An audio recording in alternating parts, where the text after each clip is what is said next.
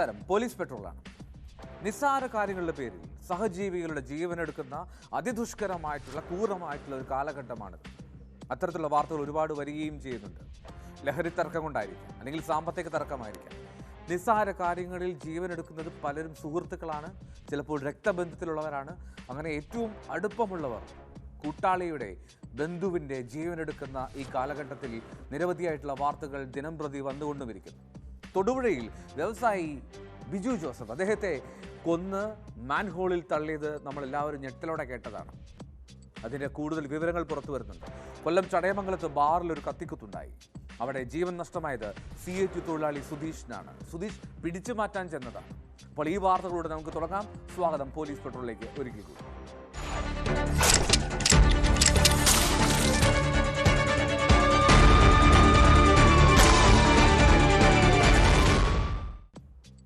ഈ വാഹനം പാർക്ക് ചെയ്യുമ്പോൾ പലപ്പോഴും തർക്കമുണ്ടാവുക സ്വാഭാവികമാണ്. കൊല്ലം ചടയമംഗലത്ത് പക്ഷേ ആ ഒരു തർക്കം എത്തിയത് ഒരു യുവാവിൻ്റെ ജീവൻ നഷ്ടമാകുന്ന സാഹചര്യത്തിലേക്ക്. കൊല്ലം ചടയമംഗലത്ത് ബാറിൽ വെച്ചാണ് വാഹനം പാർക്ക് ചെയ്യുന്നതിലെ തർക്കം. അത് രൂക്ഷമായി. അത് പിടിച്ചു മാറ്റാൻ ചെല്ലുന്നത് CAT നേതാവായിട്ടുള്ള CAT തൊഴിലാളിയായിട്ടുള്ള സുധീഷ്. പക്ഷേ സുധീഷിൻ്റെ നെഞ്ചത്ത് അവിടുത്തെ സെക്യൂരിറ്റി ജിബിൻ കത്തികൊണ്ട് കുത്തുന്ന ദൃശ്യങ്ങളാണ് പിന്നീട് പുറത്തു വന്നത്. മറ്റ് രണ്ടുപേർക്കും കുത്തേറ്റു. അങ്ങനെ ദാരുണമായിട്ടുള്ള ഒരു കൊലയിലേക്ക് കാര്യങ്ങളിൽ എത്തിച്ചേർന്നു. വളരെ പ്രകോപിതരായി പ്രതിയുമായി അവിടെ എത്തി തെളിവെടുത്തപ്പോൾ FIR-ഉം വ്യക്തമാക്കുന്നത് ഈ പ്രതിയായിട്ടുള്ള ജിബിൻ സുധീഷിനെ കൊലപ്പെടുത്തുമ്പോൾ സുധീഷ് ആയിരുന്നില്ല അവിടെ തർക്കമുണ്ടാക്കിയത്. ആ തർക്കത്തെ പിടിച്ചു മാറ്റാൻ ചെന്ന ആളാണ്. അതിലുള്ള പകയാണ് കൊലപാതകത്തിലേക്ക് നയിച്ചത് എന്നാണ്.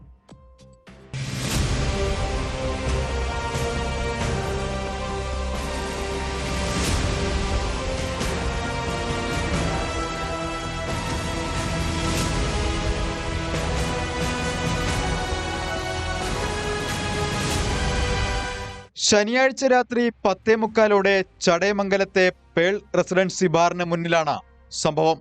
ചടയമംഗലത്തെ CITU തൊഴിലാളികളായ സുധീഷ്, ഷാനവാസ്, അമ്പാടി അനിൽ എന്നിവർ 2 ബൈക്കുകളിലായി ബാറിൽ മദ്യപിക്കാനെത്തിയതായിരുന്നു. ബൈക്കുകൾ ബാറിന്റെ മുറ്റത്ത് പാർക്ക് ചെയ്യാതെ പുറത്തുവയ്ക്കാൻ സെക്യൂരിറ്റി ജീവനക്കാരൻ ആവശ്യപ്പെട്ടതാണ് തർക്കത്തിന് കാരണം. ഷാനവാസും അമ്പാടി അനിലും സെക്യൂരിറ്റി ജീവനക്കാരനുമായി കയ്യാങ്കളിയുണ്ടായതോടെ സുധീഷ് പിടിച്ചുമാറ്റാൻ ശ്രമിച്ചു. മർദ്ദനമേറ്റ സെക്യൂരിറ്റി ജീവനക്കാരൻ ജിബിൻ ബാറിനുള്ളിലേക്ക് ഓടി തിരികെ കത്തിയുമായെത്തി ആക്രമിക്കുകയായിരുന്നു. സുധീഷിന്റെ കൂടെ ഉണ്ടായിരുന്ന ഷാനവാസിനും അനിലിനും പരിക്കേറ്റു. ഗുരുതരമായി പരിക്കേറ്റ സുധീഷിനെ ഉടൻ കടയ്ക്കൽ താലൂക്ക് ആശുപത്രിയിൽ പ്രവേശിപ്പിച്ചെങ്കിലും ജീവൻ രക്ഷിക്കാനായില്ല. ഷാനവാസിനെ തിരുവനന്തപുരം മെഡിക്കൽ കോളേജ് ആശുപത്രിയിലും അമ്പാടി അനിലിനെ കടയ്ക്കൽ താലൂക്ക് ആശുപത്രിയിലും പ്രവേശിപ്പിച്ചു.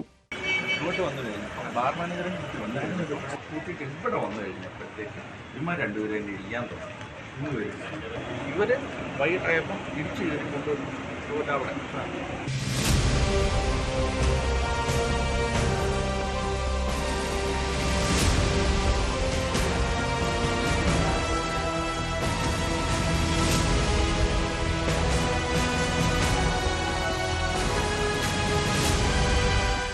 ആക്രമണം നടത്തിയ കുണ്ട്ര വെള്ളിമൺ സ്വദേശി ജിബിനെ സംഭവസ്ഥലത്ത് നിന്ന് തന്നെ ചടയമംഗലം പോലീസ് കസ്റ്റഡിയിലെടുത്തു. കൊലപാതക വിവരം അറിഞ്ഞതോടെ CPM പ്രവർത്തകരും CITU യൂണിയൻ തൊഴിലാളികളും ബാറിന് മുന്നിൽ പ്രതിഷേധവുമായി എത്തി. ബാറിന് നേരെ കല്ലേറുണ്ടായി. ഉച്ചയോടെ പ്രതിയെ സംഭവസ്ഥലത്തെത്തിച്ച് തെളിവെടുപ്പ് നടത്തിയപ്പോഴും സംഘർഷാവസ്ഥയുണ്ടായി. നാട്ടുകാരിൽ ചിലർ ആക്രോശിച്ചുകൊണ്ട് പാഞ്ഞെടുത്തെങ്കിലും പോലീസ് ഇടപെട്ട് രംഗം ശാന്തമാക്കുകയായിരുന്നു.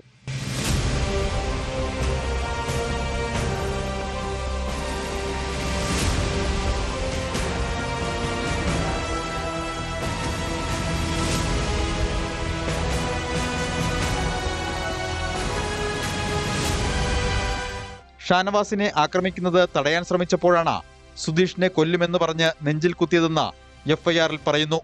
കോടതിയിൽ ഹാജരാക്കിയ പ്രതിയെ റിമാൻഡ് ചെയ്തു.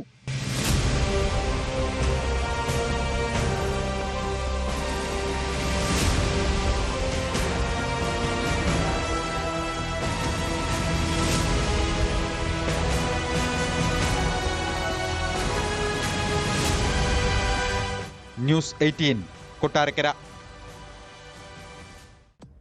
മാലിന്യങ്ങൾ തള്ളുന്ന മാൻഹോളിലേക്ക് കൂട്ടാളിയെ, സുഹൃത്തിനെ കൊന്നു തള്ളിയിടാനുള്ള ഒരു മാനസികാവസ്ഥ. എത്രമാത്രം ക്രൂരമായിരിക്കും ആ ചിന്താഗതി. തൊടുപുഴയിൽ വ്യവസായിയായിട്ടുള്ള ബിജു ജോസഫിനെ അത്തരത്തിൽ മാൻഹോളിൽ തള്ളിയിട്ടത് പാർട്ട്ണറാണ്. അപ്പോൾ ആ പാർട്ട്ണറുടെ ആ ക്രൂരകൃത്യത്തിന് കാരണം എന്തായിരിക്കാം? പോലീസ് പറയുന്നത് സാമ്പത്തിക തർക്കം തന്നെയാണ്. പക്ഷേ അതിനേക്കാൾ ഉപരിയായി പുതിയ വാർത്ത വന്നത് ഈ മരണകാരണം തലയൊട്ടിക്കേറ്റ ക്ഷതമാണെന്നാണ്. മാത്രമല്ല, അത് വലത് കൈയിൽ ഏറ്റ മുറിവുണ്ട്. ആ മുറിവിനെ ചുറ്റിപ്പറ്റിയും അന്വേഷണം വേണമെന്ന്, പുരോഗമിക്കണമെന്ന് പോലീസ് കണക്ക് കൂട്ടുന്നു.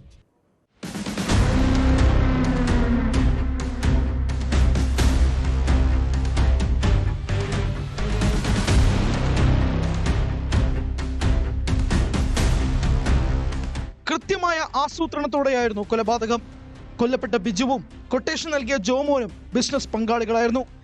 ഇരുവരും തമ്മിലുള്ള സാമ്പത്തിക തർക്കമാണ് കൊലപാതകത്തിന് കാരണമായത്.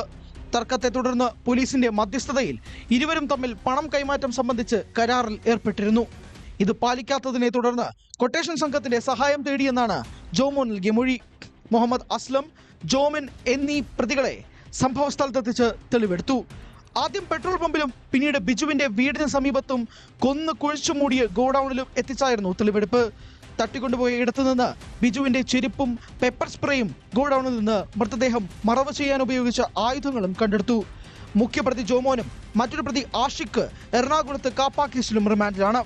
ഇരുവരെയും കസ്റ്റഡിയിൽ വാങ്ങാനാണ് പോലീസിന്റെ തീരുമാനം.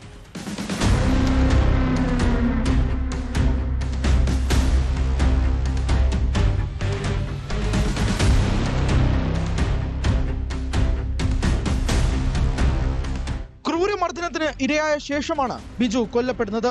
മുഖത്തും തലയിലും മർദ്ദനമേറ്റ പാടുകളുണ്ട്. കൈകൾ ബന്ധിച്ചിരുന്നു. കൊലപ്പെടുത്തിയ ശേഷം ചെത്തിമറ്റത്തെ ഗോഡൌണിന് സമീപം 5 അടിയോളം താഴ്ചയുള്ള മാൻഹോളിൽ ഇറങ്ങി 3 അടിയോളം കുഴിയെടുത്ത് അതിനുള്ളിൽ മൃതദേഹം തള്ളിക്കയറ്റുകയായിരുന്നു. മാൻഹോൾ പൊളിച്ചാണ് മൃതദേഹം പുറത്തെടുത്തത്. ബിജു ജോസഫിന്റെ മരണം തലച്ചോറിലേറ്റ ക്ഷതം മൂലമെന്നാണ് പോസ്റ്റ്മോർട്ടം പ്രാഥമിക റിപ്പോർട്ട്. ആന്തരിക രക്തസ്രാവം ഉണ്ടായെന്നും ഇതും മരണത്തിലേക്ക് നയിച്ചെന്നും റിപ്പോർട്ടിൽ പറയുന്നു. വലത് കൈയിലെ മുറിവ് സംബന്ധിച്ച് കൂടുതൽ അന്വേഷണം വേണമെന്ന നിലപാടിലാണ് പോലീസ്. ബിജുവിനെ കൊലപ്പെടുത്തണം എന്ന ഉദ്ദേശത്തോടെയാണ് ജോമോൻ കൊട്ടേഷൻ നൽകിയതെന്നും ഇടുക്കി SP പറഞ്ഞു. പോസ്റ്റ്മോർട്ടം ഇടുക്കി മെഡിക്കൽ കോളേജ് കഴിഞ്ഞാണ്.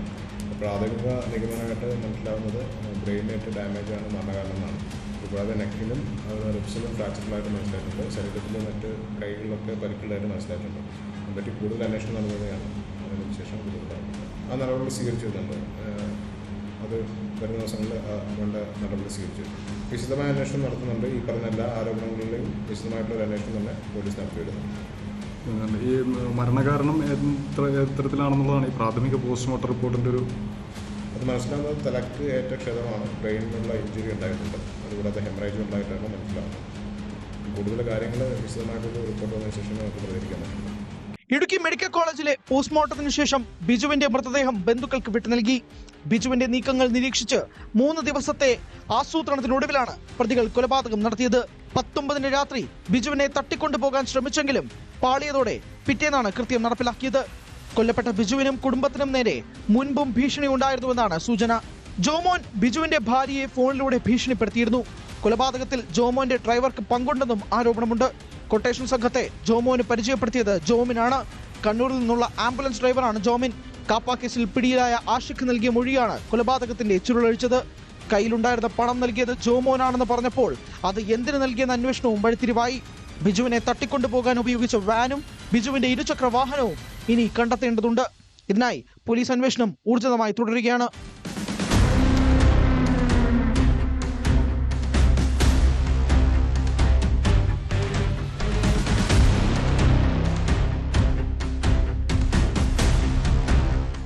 ന്യൂസ് 18 തൊടുപുഴ.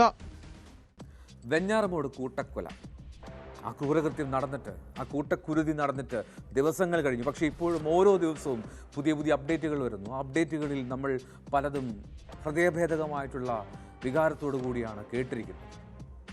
കഴിഞ്ഞ ദിവസം പോലീസ് ഒരു പ്രത്യേക കാര്യം ചെയ്തു. എന്താണെന്നോ, ഈ പ്രതിയായിട്ടുള്ള അഫാനെയും അയാളുടെ പിതാവ് റഹീമിനെയും ഒരുമിച്ചിരുത്തി പോലീസ് ചോദ്യം ചെയ്തു. എല്ലാം തകർത്ത് കളഞ്ഞല്ലോ മോനെ എന്ന് ചങ്കുരുക്കി പറയുന്ന ആ ഒരു അച്ഛനെയാണ് പോലീസിന് കാണാൻ കഴിഞ്ഞത്. അപ്പോൾ മകൻ്റെ മറുപടി അനുജനെയും ഉമ്മയും യാചിക്കുന്ന ഒരു ഘട്ടത്തിലേക്ക് തള്ളിവിടാൻ തനിക്ക് കഴിയില്ല എന്നാണ്. എന്താണെങ്കിലും അവിടുത്തെ കാഴ്ചകൾ, ആലോചനകളൊക്കെ ഇതുവരെയും ഒരു സാധാരണ മനുഷ്യ ചിന്താഗതിയിൽ ഊഹിക്കാൻ പോലും കഴിയുന്നില്ല എന്നുള്ളതാണ്. ഈ ആത്മഹത്യാ പ്രവണത പ്രകടമാക്കുന്ന ഒരു പ്രശ്നമുണ്ടായിരുന്നു പ്രതി അഫാന്. പക്ഷേ ഇപ്പോൾ ജയിൽ അധികൃതർ വ്യക്തമാക്കുന്നു അഫാൻ ആ പ്രവണത ഇപ്പോൾ കാണിക്കുന്നില്ല, പ്രകടമാക്കുന്നില്ല എന്ന്.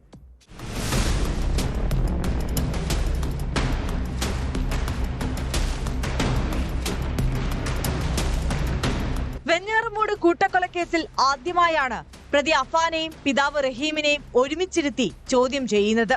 കൊലപാതകത്തിന് കാരണം സാമ്പത്തിക ബാധ്യത തന്നെയെന്ന് സ്ഥിരീകരണം. ചോദ്യം ചെയ്യലിൽ എല്ലാം തകർത്ത് കളഞ്ഞില്ലേ എന്നായിരുന്നു പൊട്ടിക്കരഞ്ഞുകൊണ്ട് റഹീം അഫാനോട് ചോദിച്ചത്. ഉമ്മയും അനുജനും യാചിക്കുന്നത് കാണാൻ വയ്യെന്ന് അഫാന്റെ മറുപടി.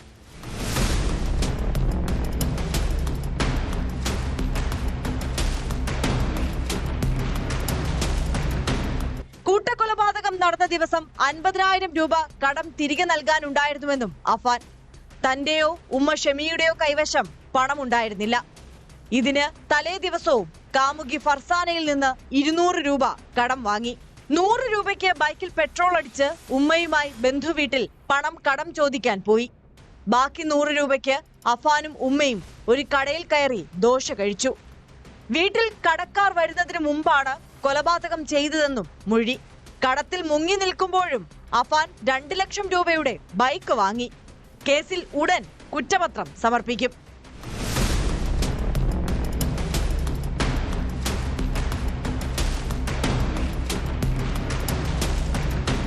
ന്യൂസ് 18 തിരുവനന്തപുരം. ദാമ്പത്യ ജീവിതത്തിൽ സ്വാഭാവികമായും പ്രശ്നങ്ങളുണ്ടാകും. ആ പ്രശ്നങ്ങൾ രൂക്ഷമാകുമ്പോൾ ചിലപ്പോൾ അത് ബന്ധം വേർപ്പെടുത്തുന്ന തരത്തിലേക്കും കാര്യങ്ങളെത്തി. അങ്ങനെ ബന്ധം വേർപെട്ട് മാറി താമസിച്ചാലും കൊടിയ പക പിന്തുടർന്നാലും അങ്ങനെയൊരു സംഭവമാണ് കോഴിക്കോട് ബാലുശ്ശേരിയിൽ ഉണ്ടായത്. ബാലുശ്ശേരിയിൽ ആശുപത്രിയിൽ ചികിത്സയ്ക്കെത്തിയതാണ് പ്രഭിഷ ചികിത്സയ്ക്കെത്തിയപ്പോൾ അവിടെ അവർക്ക് നേരെ ആസിഡ് ഒഴിക്കുകയാണ്. മുഖത്ത്, നെഞ്ചില്, പുറത്തൊക്കെ പൊള്ളലേൽക്കുന്നു. ആരാണത്? മുൻ ഭർത്താവാണ് പ്രശാന്ത്.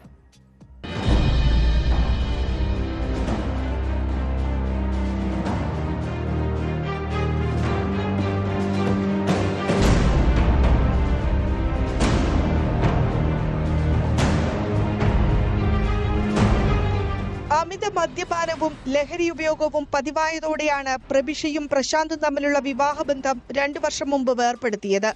ബന്ധം ഉപേക്ഷിച്ചെങ്കിലും ശാരീരികവും മാനസികവുമായ പീഡനങ്ങൾ തുടരുകയായിരുന്നു. പുറം വേദനയെ തുടർന്ന് കഴിഞ്ഞ 18 മുതൽ പ്രഭിഷ ചികിത്സയിലായിരുന്നു. രാവിലെ 9:30 ആശുപത്രിയിലെത്തിയ പ്രതി പ്രഭിഷയുമായി സംസാരിക്കുന്നതിനിടെ മുഖത്ത് ആസിഡ് ഒഴിക്കുകയായിരുന്നു. മുഖത്തും നെഞ്ചത്തും പൊള്ളലേറ്റ് തിരിഞ്ഞോടിയ പ്രഭിഷയുടെ പുറത്തേക്കും ആസിഡ് ഒഴിച്ചു. ആക്രമണത്തിൽ പ്രഭിഷയുടെ കണ്ണിനും പുറത്തും സാരമായി പരിക്കേറ്റു. ഓടിക്കൂടിയ ആശുപത്രി ജീവനക്കാരും നാട്ടുകാരും ചേർന്നാണ് യുവതിയെ പേരാമ്പ്ര ഗവൺമെന്റ് താലൂക്ക് ആശുപത്രിയിൽ എത്തിച്ചത്. സ്ഥിതി ഗുരുതരമായതിനാൽ പിന്നീട് കോഴിക്കോട് മെഡിക്കൽ കോളേജ് ആശുപത്രിയിലേക്ക് മാറ്റി. പ്രഭിഷ ഇപ്പോൾ തീവ്രപരിചരണ വിഭാഗത്തിൽ ചികിത്സയിലാണ്.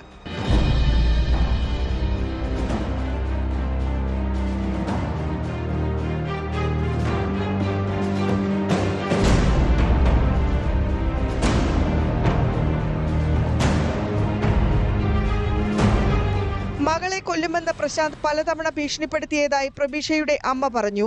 നേരത്തെ കുട്ടിക്കെതിരെയും ഇയാൾ വധശ്രമം നടത്തിയിട്ടുണ്ടെന്നാണ് വിവരം. പ്രതി പ്രശാന്തിനെ പോലീസ് കസ്റ്റഡിയിലെടുത്തു.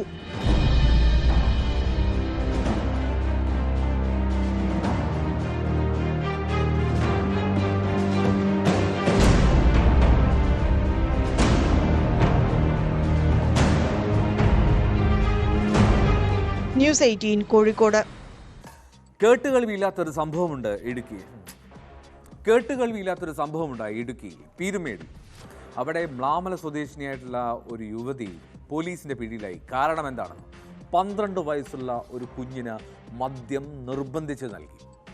അത് കട്ടൻ ചായയാണ് എന്ന് പറഞ്ഞു പറ്റിച്ച് മദ്യം നൽകി എന്നുള്ളതാണ് പരാതി.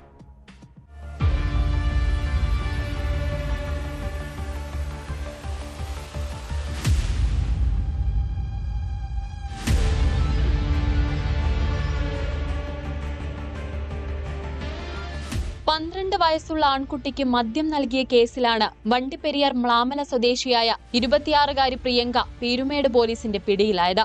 കട്ടൻ ചായ ആണെന്ന് വിശ്വസിപ്പിച്ച് നിർബന്ധിച്ച് മദ്യം കുടിപ്പിച്ചു എന്നാണ് പരാതി. ശനിയാഴ്ച ഉച്ചയ്ക്ക് ശേഷം പ്രിയങ്കയുടെ വീട്ടിൽ വെച്ചാണ് കുട്ടിക്ക് മദ്യം നൽകിയത്. മയങ്ങി വീണ കുട്ടി ഏറെ നേരം കഴിഞ്ഞ് അവശനായി വീട്ടിലെത്തിയതോടെ മാതാപിതാക്കൾ വിവരം അന്വേഷിച്ചപ്പോഴാണ് സംഭവം അറിഞ്ഞത്.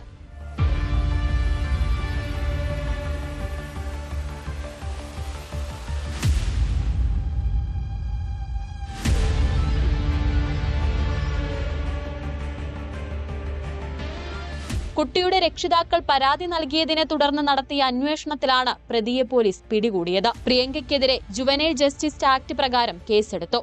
പ്രതിയെ പീരുമേട് കോടതിയിൽ ഹാജരാക്കി. സംഭവത്തിൽ കൂടുതൽ അന്വേഷണം നടത്തിവരുന്നതായി പോലീസ് പറഞ്ഞു.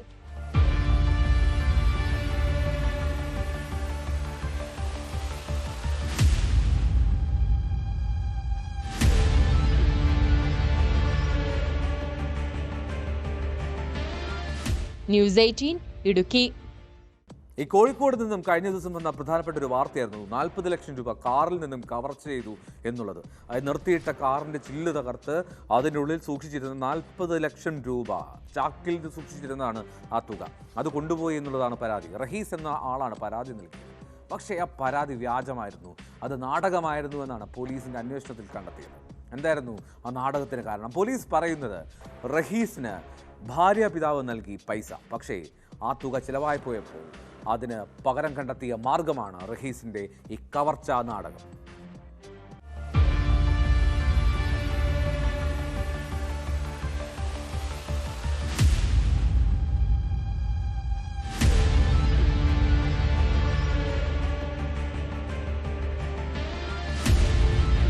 പൂവാട്ടുപറമ്പിലെ സ്വകാര്യ ആശുപത്രിയുടെ പാർക്കിംഗ് ഏരിയയിൽ നിർത്തിയിട്ട കാറിന്റെ ചില്ല് തകർത്ത് വാഹനത്തിനുള്ളിൽ ചാക്കിൽ സൂക്ഷിച്ച 40,25,000 രൂപ കവർന്നെന്നായിരുന്നു ആനക്കുഴിക്കര സ്വദേശിയായ PM റഹീസിന്റെ പരാതി. ഭർത്തൃപിതാവ് സൂക്ഷിക്കാനേൽപ്പിച്ച പണമായിരുന്നു. അദ്ദേഹം നിർദ്ദേശിച്ചയാൾക്ക് നൽകാനായി എത്തിയപ്പോഴാണ് കവർച്ച നടന്നതെന്നും റഹീസ് മൊഴി നൽകി. സ്കൂട്ടറിലെത്തിയ 2 പേർ 2 പൊതികളുമായി കാറിനടുത്ത് നിന്നും പോകുന്ന CCTV ദൃശ്യം ആശുപത്രിയിൽ നിന്നും ലഭിച്ചിരുന്നു. ദൃശ്യങ്ങളിൽ പണച്ചാക്കില്ലാത്തതിനാൽ തന്നെ പരാതിയിൽ പോലീസിന് സംശയം തോന്നി. വിശദമായ അന്വേഷണത്തിലാണ് നടന്നത് കവർച്ചാ നാടകമെന്ന് പോലീസിന് വ്യക്തമായത്.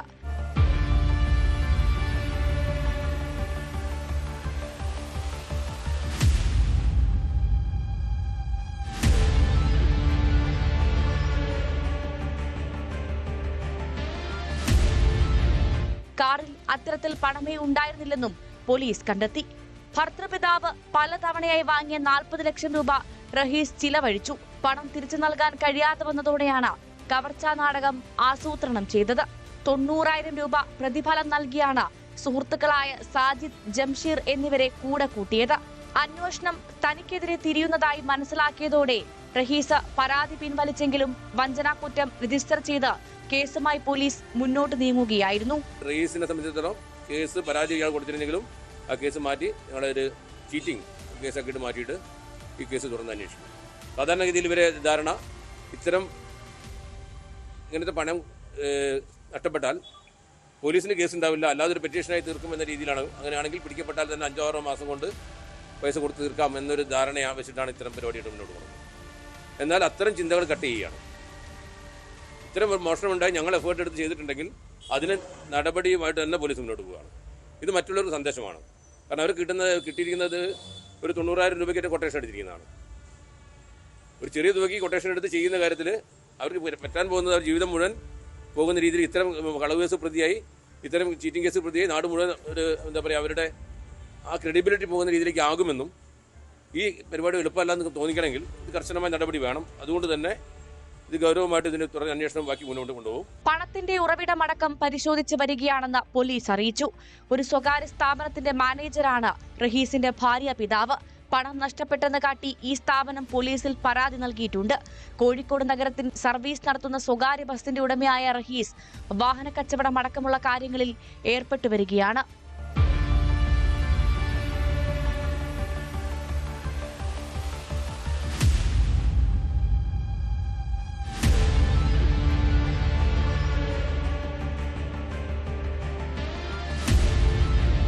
ന്യൂസ് 18 കോഴിക്കോട്. പള്ളികളിലും ദേവാലയങ്ങളിലും ക്ഷേത്രങ്ങളിലുമൊക്കെ ഈ മോഷണം നടക്കുന്നത് ഇപ്പോൾ പതിവ് കാഴ്ചയാണ്. കോട്ടയം ജില്ലയിൽ തിരുവാർപ്പിൽ അവിടെ സെന്റ് മേരീസ് എന്നൊരു ചാപ്പലുണ്ട്. സെന്റ് മേരീസ് ചാപ്പലിൽ ഒരു മോഷണം സംഭവിച്ചു കഴിഞ്ഞ ദിവസം. വിശുദ്ധ കുർബാനയ്ക്ക് ഉപയോഗിക്കുന്ന കാസ പിലാസ ഒപ്പം നിലവിളക്ക് മോഷണം പോയി. മാത്രമല്ല അൾത്താരയിൽ ഒരുപാട് കേടുപാടുകൾ വരുത്തുകയും ചെയ്തു മോഷ്ടാവ്. ജനാലകളും വാതിലുകളും തകർത്തു. ആരാണ് ഈ മോഷണത്തിന് പിന്നിൽ? അന്വേഷിക്കുകയാണ് പോലീസ്.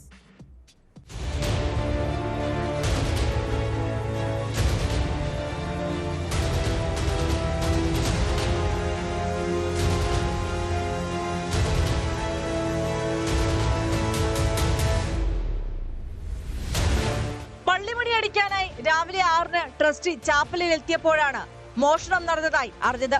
തുടർന്ന് കുമരകം പോലീസിനെ വിവരം അറിയിച്ചു. ഡോഗ് സ്ക്വാഡും ഫോറൻസിക് സംഘവും ഉൾപ്പെടെ എത്തി പരിശോധന നടത്തി.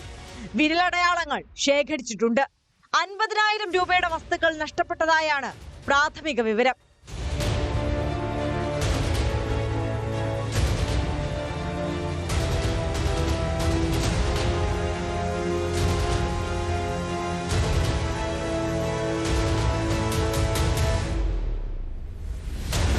കുർബാനയ്ക്ക് ഉപയോഗിക്കുന്ന വസ്തുക്കളാണ് പ്രധാനമായും മോഷണം പോയത്. ജനലും കതകും ഉൾപ്പെടെ മോഷ്ടാവ് തകർത്തിട്ടുണ്ട്. ഒന്നിലധികം മോഷ്ടാക്കൾ സംഘത്തിൽ ഉണ്ടായിരുന്നുവെന്നാണ് പ്രാഥമിക വിലയിരുത്തൽ. പ്രദേശത്തെ CCTV ദൃശ്യങ്ങൾ ഉൾപ്പെടെ പരിശോധിച്ച് മോഷ്ടാവിനെ കണ്ടെത്താനുള്ള ശ്രമത്തിലാണ് പോലീസ്.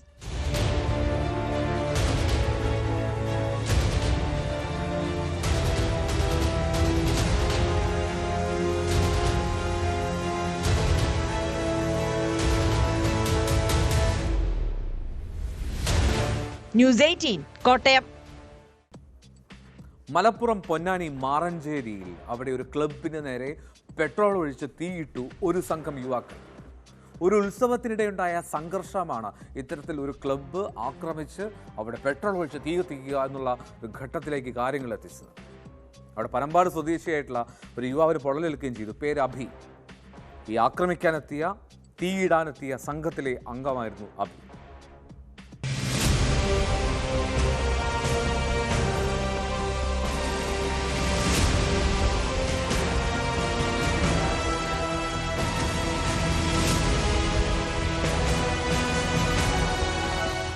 ശനിയാഴ്ച രാത്രി 8 മണിയോടെയാണ് സംഭവം. കഴിഞ്ഞ ദിവസം മാറഞ്ചേരി പനമ്പാട് കണ്ണാത്തയിൽ ക്ഷേത്രത്തിലെ ഉത്സവത്തിനിടെ ക്ലബിലെ അംഗങ്ങളും അഭിയടക്കമുള്ള യുവാക്കളും തമ്മിൽ സംഘർഷമുണ്ടായിരുന്നു.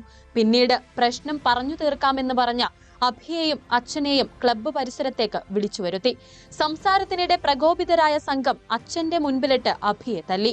ഇതിന്റെ വൈരാഗ്യത്തിൽ അഭിയുടെ നേതൃത്വത്തിലുള്ള സംഘം എതിർചേരിയിലെ അംഗങ്ങളുടെ ക്ലബിന് പെട്രോൾ ഒഴിച്ച തീ വയ്ക്കുകയായിരുന്നു. ഇതിനിടയിലാണ് അഭിക്ക് പൊള്ളലേറ്റത്. മുഖത്തും ശരീരത്തിലും സാരമായി പൊള്ളലേറ്റ അഭിയെ ചങ്ങരംകുളത്തെ സ്വകാര്യ ആശുപത്രിയിൽ പ്രവേശിപ്പിച്ചു.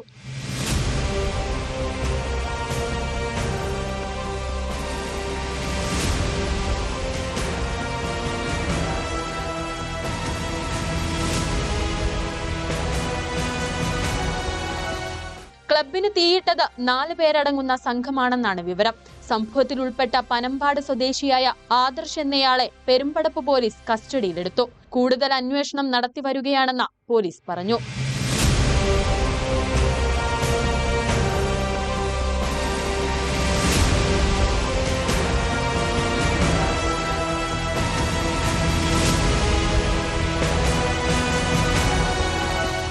ന്യൂസ് 18 തിരൂർ. ഉത്സവങ്ങൾക്കിടയിൽ ഇത്തരത്തിൽ സംഘർഷമുണ്ടാവുക സ്വാഭാവികമാണ്. പക്ഷേ അതൊരു വെടിവയ്പ്പിലേക്ക് എത്തിയത് കഴിഞ്ഞ ദിവസം മലപ്പുറം പാണ്ടിക്കാട് ചെമ്പ്രശ്ശേരിയിലാണ്. അവിടെ ആ പ്രതികൾക്കായുള്ള അന്വേഷണം ഊർജിതമാണ്. 4 പേർ, 7 പേർ പിടിയിലാണ്. പക്ഷേ ആ 4 പേർ എവിടെയെന്ന് തിരയുകയാണ് police.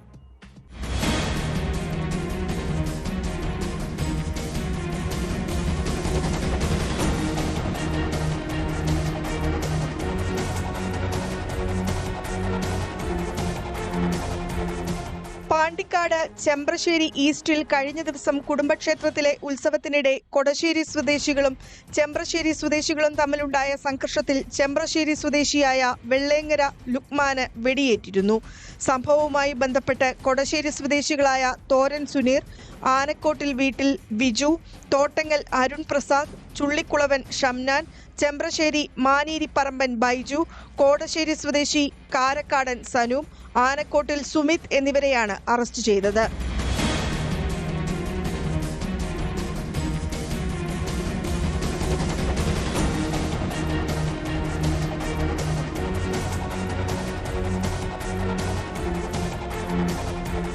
DYSP Premjith, Pandikkad CI C Prakash എന്നിവരുടെ നേതൃത്വത്തിലുള്ള സംഘമാണ് പ്രതികളെ അറസ്റ്റ് ചെയ്തത്.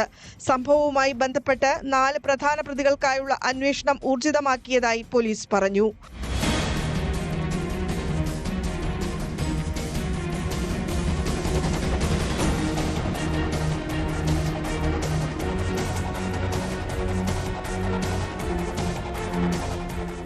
ന്യൂസ് 18 മലപ്പുറം.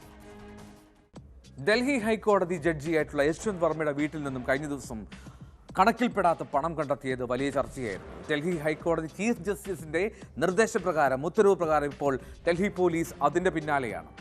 ഫോൺ കോളുകൾ കേന്ദ്രീകരിച്ചാണ് ഇപ്പോൾ അന്വേഷണം നടക്കുന്നത്. സാധാരണക്കാരൻ ചോദിക്കും, ന്യായപീഠത്തിലെ ജഡ്ജിക്ക് എങ്ങനെ ഇത്തരത്തിൽ വരവിൽ കവിഞ്ഞ സമ്പാദ്യമുണ്ടായി എന്നുള്ളത്. ഉത്തരം കിട്ടിയേ മതിയാകും.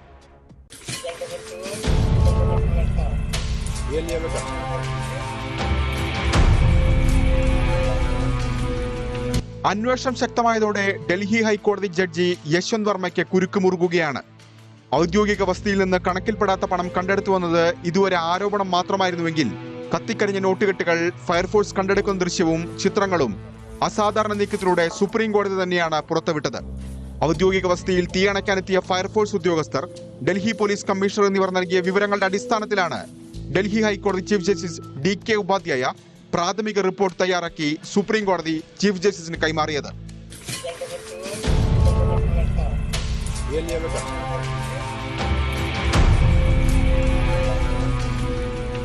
25 പേജുള്ള റിപ്പോർട്ടിൽ ആരോപണ വിധേയനായ യശ്വന്ത് വർമ്മയുടെ വിശദീകരണവും ഉൾപ്പെടുത്തിയിട്ടുണ്ട്. തനിക്കെതിരെ നടക്കുന്നത് ഗൂഢാലോചനയാണെന്ന വാദമാണ് യശ്വന്ത് വർമ്മയ്ക്ക്. പണം കണ്ടെടുത്തത് വീട്ടിൽ നിന്നല്ല, വീട്ടിന് പുറത്തുള്ള സ്റ്റോർ റൂമിൽ നിന്നാണ്. താനോ കുടുംബാംഗങ്ങളോ സ്റ്റോർ റൂമിൽ പണം സൂക്ഷിച്ചിട്ടില്ലെന്നും യശ്വന്ത് വർമ്മ വാദിക്കുന്നു. ഹൈക്കോടതി ചീഫ് ജസ്റ്റിസിന്റെ നിർദ്ദേശപ്രകാരം യശ്വന്ത് വർമ്മയുടെ കഴിഞ്ഞ 6 മാസത്തെ ഫോൺ കോൾ വിവരങ്ങൾ ഡൽഹി പോലീസ് ശേഖരിച്ചു. വസതിയിലെ ജീവനക്കാർ, സുരക്ഷാ ഉദ്യോഗസ്ഥർ തുടങ്ങിയവരുടെ വിശദാംശങ്ങളും തേടിയിട്ടുണ്ട്. അന്വേഷണത്തിനായി സുപ്രീം കോടതി നിയോഗിച്ച 3-അംഗ സമിതി ഉടൻ പ്രവർത്തനം ആരംഭിക്കും. കേസിൽ ആഭ്യന്തര സമിതിയുടെ കണ്ടെത്തൽ നിർണായകമാകും.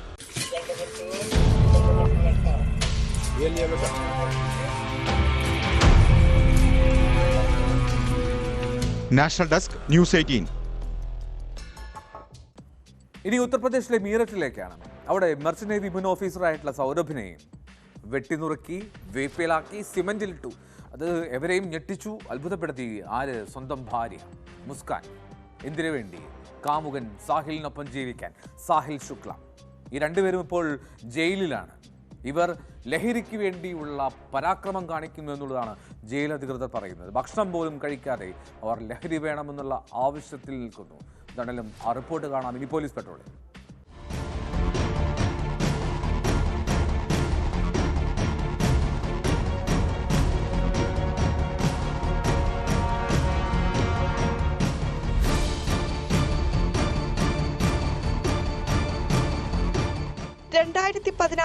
മർച്ചന്റ് നേവി ഉദ്യോഗസ്ഥൻ സൗരഭ് രഞ്ജിത്തും മുസ്കാൻ റസ്തോഗിയും പ്രണയിച്ച് വിവാഹിതരായത്. ഭാര്യയോടൊപ്പം കൂടുതൽ സമയം ചെലവഴിക്കാനായി സൗരഭ് മർച്ചന്റ് നേവിയിലെ ജോലി ഉപേക്ഷിച്ചു. പ്രണയ വിവാഹവും ജോലി ഉപേക്ഷിച്ചതും സൗരഭിന്റെ കുടുംബത്തിന് ഇഷ്ടപ്പെട്ടില്ല. ഇത് തർക്കങ്ങൾക്ക് കാരണമായതോടെ ഇരുവരും വാടക വീട്ടിലേക്ക് താമസം മാറി. 2019 ഇവർക്ക് ഒരു മകളും ജനിച്ചു. എന്നാൽ മുസ്കാൻ സുഹൃത്തായ സാഹിലുമായി പ്രണയത്തിലാണെന്ന് സൗരഭ് പിന്നീട് മനസ്സിലാക്കി. വിവാഹമോചനത്തെക്കുറിച്ച് ആലോചിച്ചെങ്കിലും മകളുടെ ഭാവി ഓർത്ത് തീരുമാനത്തിൽ നിന്നും പിന്മാറിയ സൗരഭ് വീണ്ടും മർച്ചന്റ് നേവിയിൽ ചേരാൻ തീരുമാനിക്കുകയും 2023 ജോലിക്കായി രാജ്യം വിടുകയും ചെയ്തു. കഴിഞ്ഞ ഫെബ്രുവരി 27 28-ന് മകളുടെ ജന്മദിനം ആഘോഷിക്കാനായാണ് സൗരഭ് പിന്നീട് വീട്ടിലെത്തിയത്. ഈ സമയം മുസ്കാനും സാഹിലും സൗരഭിനെ കൊല്ലാൻ പദ്ധതിയിട്ടിരുന്നു. മാർച്ച് 4-ന് മുസ്കാൻ സൗരഭിന്റെ ഭക്ഷണത്തിൽ ഉറക്ക ഗുളികകൾ കലർത്തി. മയങ്ങിക്കഴിഞ്ഞപ്പോൾ സാഹിലിനൊപ്പം ചേർന്ന് കത്തി ഉപയോഗിച്ച് സൗരഭിനെ കൊലപ്പെടുത്തുകയായിരുന്നെന്നാണ് പോലീസ് കേസ്. പിന്നീട് ശരീരം കഷ്ണങ്ങളാക്കി വെട്ടിനുറുക്കിയ ശേഷം ഒരു വീപ്പയ്ക്കുള്ളിലാക്കി സിമന്റ് ഇട്ട് അടയ്ക്കുകയും ചെയ്തു. സൗരഭിനെ കാണാതായതിനെ തുടർന്ന് പോലീസ് നടത്തിയ അന്വേഷണത്തിലാണ് പ്രതികൾ പിടിയിലായത്. മീററ്റ് ജില്ലാ ജയിലിൽ പ്രത്യേക ബാരക്കുകളിലാണ് ഇരുവരെയും പാർപ്പിച്ചിരിക്കുന്നത്. ലഹരിക്കടിമകളായ ഇവർ ഭക്ഷണം കഴിക്കാൻ തയ്യാറാകാതെ ലഹരി മരുന്നുകൾ ആവശ്യപ്പെട്ട് ബഹളമുണ്ടാക്കുന്നതായാണ് റിപ്പോർട്ടുകൾ. ജീവനൊടുക്കുകയോ സ്വയം പരിക്കേൽപ്പിക്കുകയോ ചെയ്യുന്ന സാഹചര്യം ഒഴിവാക്കാൻ അധികൃതർ ശക്തമായ നിരീക്ഷണം ഏർപ്പെടുത്തിയിരിക്കുകയാണ്. പ്രതികൾക്ക് വൈദ്യസഹായവും ലഭ്യമാക്കിയിട്ടുണ്ട്.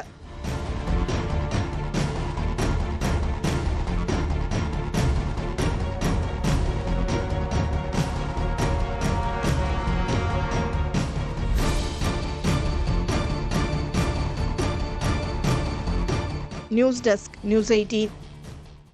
കൊല്ലത്ത് നിന്ന് കഴിഞ്ഞ ദിവസം രഹസ്യഭാഗത്ത് ഒളിപ്പിച്ച നിലയിൽ MDMAയുമായി ഒരു യുവതിയെ പിടിയിലായിരുന്നു. ആ യുവതി നിർണായക കണ്ണിയാണെന്നാണ് പോലീസ് പറയുന്നത്. അതായത് ബംഗളൂരുവിൽ നിന്നുൾപ്പെടെ ലഹരി എത്തിക്കുന്ന ലഹരി മാഫിയയുടെ റാക്കറ്റിലെ പ്രധാനി.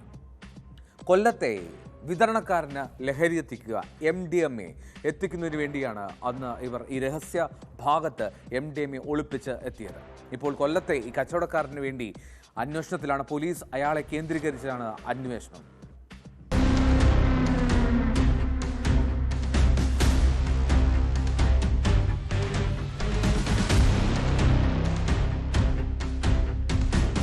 കഴിഞ്ഞ ദിവസം നീണ്ടകര പാലത്തിലെ വാഹന പരിശോധനയ്ക്കിടെയാണ് കർണാടകയിൽ നിന്ന് MDMAയുമായെത്തിയ അനില രവീന്ദ്രൻ പോലീസിന്റെ വലയിലായത്.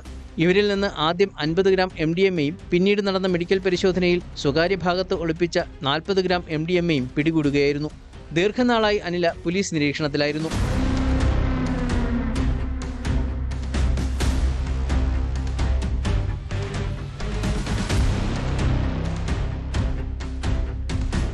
ഇവർ മയക്കുമരുന്ന് എത്തിച്ചത് കൊല്ലം നഗരത്തിലെ വിതരണക്കാരന് കൈമാറാൻ ആണെന്നാണ് പോലീസ് നൽകുന്ന സൂചന. ഇയാളെ കേന്ദ്രീകരിച്ച് അന്വേഷണം തുടരുകയാണ്. വിദ്യാർത്ഥികളെ അടക്കം ലക്ഷ്യമിട്ടാണ് ലഹരിമരുന്ന് എത്തിച്ചത്. പ്രതിയെ കസ്റ്റഡിയിൽ വാങ്ങി ചോദ്യം ചെയ്യും. 2021 സമാന കേസിൽ അനില പിടിയിലായിരുന്നു. സിറ്റി പോലീസ് കമ്മീഷണർ കിരൺ നാരായണന്റെ മേൽനോട്ടത്തിലാണ് അന്വേഷണം.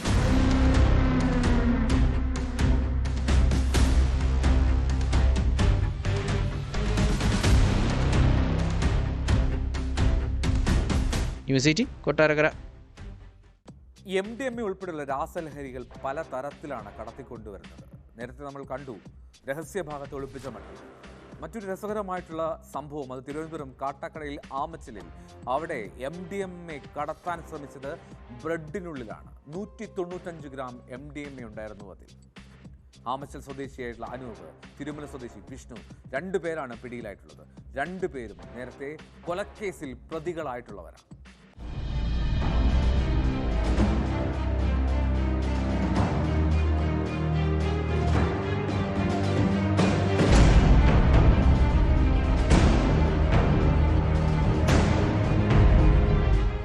കാട്ടാക്കട ആമച്ചൽ സ്വദേശി വിഷ്ണുവിന്റെ വീട്ടിൽ നിന്നാണ് 195 ഗ്രാം MDMA പിടിച്ചത്.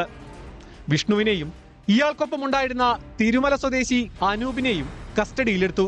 റൂറൽ SPക്ക് ലഭിച്ച രഹസ്യ വിവരത്തിന്റെ അടിസ്ഥാനത്തിൽ ഡാൻസ് ഓഫ് സംഘമാണ് വീട്ടിൽ പരിശോധന നടത്തിയത്. 7 പാക്കറ്റ് ബ്രെഡാണ് ഇവിടെ ഉണ്ടായിരുന്നത്. ബ്രെഡിനുള്ളിൽ ദ്വാരമുണ്ടാക്കി അതിലൊളിപ്പിച്ച നിലയിലായിരുന്നു MDMA. ബംഗളൂരിൽ നിന്നാണ് ഇതെത്തിച്ചത്.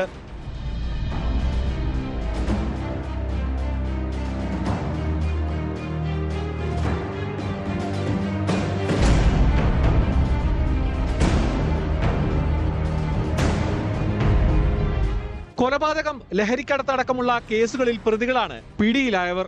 പ്രതികളെ കാട്ടാക്കട പോലീസിനെ കൈമാറി. സംഘത്തിൽ ഒരാൾ കൂടിയുണ്ടെന്നും അയാൾക്കായി അന്വേഷണം തുടങ്ങിയതായും പോലീസ് അറിയിച്ചു. നാർക്കോട്ടിക് DYSP പ്രദീപിന്റെ ഡാൻസ് ഓഫ് ടീം അംഗങ്ങളായ SI Sreegovind, SI Russelraj, grade SI Sunil Lal, grade ASI Nivil Raj, CPOമാരായ വിജേഷ്, അഭിലാഷ്, ശരൺ എന്നിവരാണ് പ്രതികളെ പിടിച്ചത്.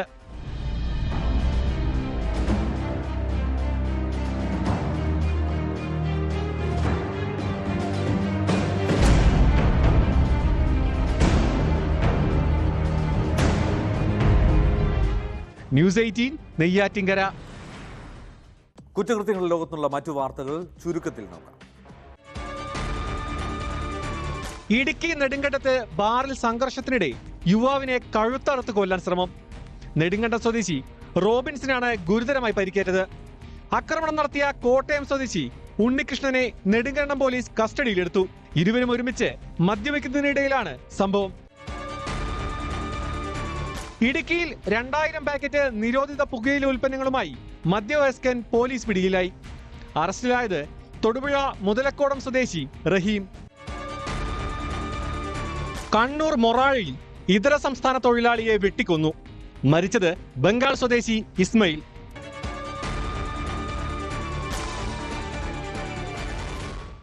കുറുവ സംഘം മോഷണം നടത്താനായി രാത്രിയിലെത്തി ഭീതി പരത്തുന്നത് അധികം നാളുകളായിട്ടില്ല അവരെ പിടികൂടിയിട്ടും. അതിനുശേഷം ഇപ്പോഴിതാ മറ്റൊരു വാർത്തയും വരുന്നു. എറണാകുളത്ത് രാത്രി ഹോസ്റ്റലുകളിൽ മോഷണ ശ്രമം നടക്കുകയാണ്.